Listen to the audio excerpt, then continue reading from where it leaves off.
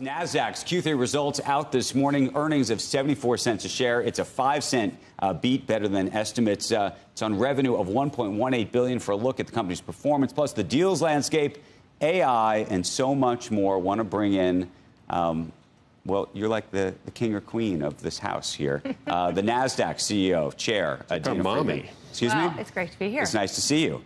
So let's talk about these earnings, because you did beat.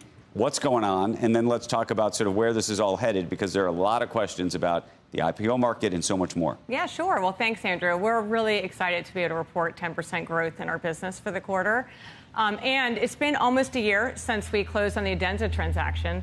And we're really, really excited to be able to share how that's going with our shareholders. But most notably, it's been a really great acquisition for us, for our clients. So we had, across the entire business, really strong growth in the Adena businesses, which are Calypso and AxiomSL. That sits in our fintech division. That business grew 12%. The overall division grew 10%. So where? Yes, I was going to ask where the growth where the total growth of the business came from. Yeah, so it actually grew. We grew across the entire business. So in fintech, 10%. Adena was 12% in there. And our anti-financial crime business grew 20% again this quarter. But with Adena, we've been integrating that business all year. The team is operating as one team. Right. We're really going to market. We're ahead on the synergies. We're ahead on deleveraging. So it really feels great about how that's doing. But then actually in other parts of our business, our capital access platforms division, that's where our index business sits. That grew 9%, and our index business was a real grower again this quarter. And then actually our trading business, our markets business, grew 13% this quarter. So the entire business was performing. We're really, really excited about that. There were questions about how much you guys paid for the acquisition, but if you look at the stock, it's up 50% over that period of time. You feel like you have answered the questions of any of the skeptics out there? I feel that the investors are really appreciating what we can do to deliver for our customers in new ways. So how can we take Calypso, which is a risk management tool, and AxiomSL, which is a regulatory reporting tool? How are we making sure we're innovating in those businesses? We have new AI capabilities we can talk about that we're introducing, but also we're delivering as a platform, right? So we're delivering for our customers as a strategic partner. We're focused on cross-selling our capabilities, but what that really means is how do we manage risk more holistically for our customers? And I would say that the customers have reacted well, and now the shareholders are reacting well too. So we're really, really happy with how much of this is about upselling current clients of the Nasdaq that are involved in other products, and how much of it is about bringing new clients into Nasdaq? Yeah, it's actually a combination of both. So the cross-sells are going to kind of really start to develop over time. But we've had 7 cross-sells so far this year. Okay. But just in the quarter alone, we had 39 new clients join us into our fintech products. So it's really a matter of all of that. And then we upsell our clients, meaning we kind of land and expand. We had 110 upsells just in the quarter across our fintech division as well. So it's really everything, all of that combined. Can we talk about the IPO market? Sure. I think there's a big question mark just about where we really are in all of this. And there's also a big question mark because there's so many private equity firms that are taking businesses private that are looking desperately for exits. They're like trying to find the exit, and they can't right now. So what does that look like to you? Yeah, so, it's interesting. I was looking back a year ago and trying to understand what we were saying. And we were saying, we hope that we're going to have a better environment as we go into 24. And now I'm going to say we hope to have a better environment as we go into 25. But we did have 33 IPOs this quarter, including the largest of the year with Lineage. And we have a 75% win rate, so that's great. But really what's happening is that we've had a lot of changes in monetary policy, which means interest rates have gone up and now they're starting to come down. That should create a better environment for companies to come out. The growth of the economy continues to be resilient, so that, that idea that we're going to hit a soft landing feels like it's tangible. And so that's giving investors more confidence. But now we have to get through the end of this year because there's a lot going on outside the economy or, kind of in the world around us.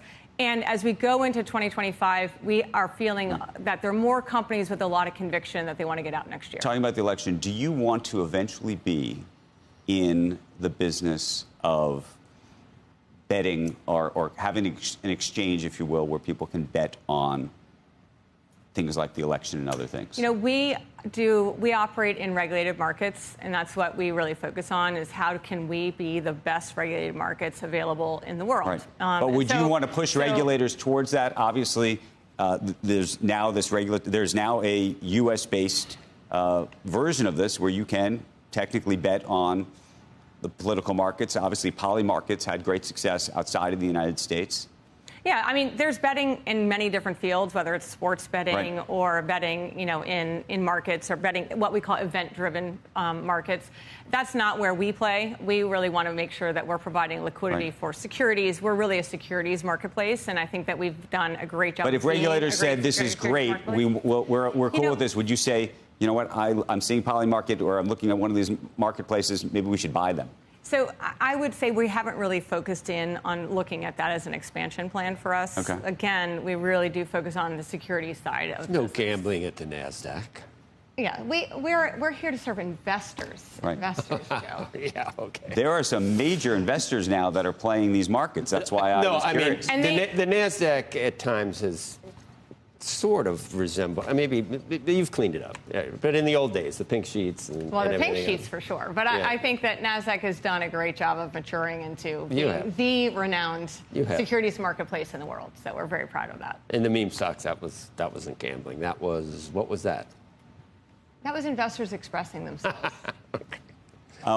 When you look at the marketplace post-election, one of the things that was interesting about Frank Luntz, who was just sitting in your seat moments ago, he said that he's very concerned about what's going to happen after the election, that in the days and potentially even weeks after the election, there could be potentially some form of chaos, depending on, and it could come from either side to some degree, I don't know.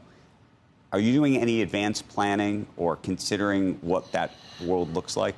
Well, we do a lot of contingency planning, scenario planning. We do a lot of a lot of testing, and particularly every time there's an election cycle, we do a lot of testing of our systems. But so our job is to make sure the markets are functioning really successfully, that we can handle any sort of volatility that comes into the markets.